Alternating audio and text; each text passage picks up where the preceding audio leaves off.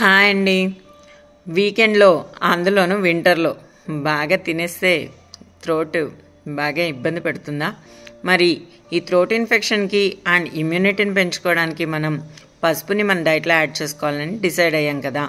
మరి ఆ పసుపు అనేది ఎలాంటి పసుపు తీసుకోవాలో కూడా మనం డిస్కస్ చేసుకున్నాం.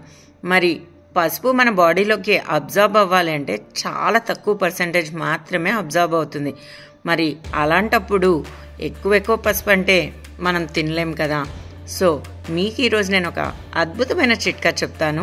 దానివల్ల పసుపు అనేది మన బాడీకి మోర్ అబ్జార్బ్ అవుతుంది. ఏం లేదండి, వెరీ వెరీ సింపుల్.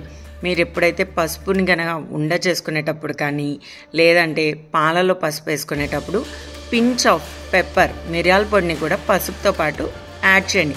ఈవెన్ కర్రీస్లో వేసినప్పుడు కూడా అంతే. పసుపుతో పాటు పెప్పర్ని కనుక మీరు యాడ్ చేస్తే దాని అబ్జార్ప్షన్ పవర్ అనేది బాడీలోకి 200% ఎక్కువగా వెళ్తుందనమాట. సో ఇవాటి నుంచి మనం పసుపు బాడీలోకి బాగా చేరాలి అంటే కంపల్సరీగా మనము ఈ చిట్కాని ఫాలో అవుదాం.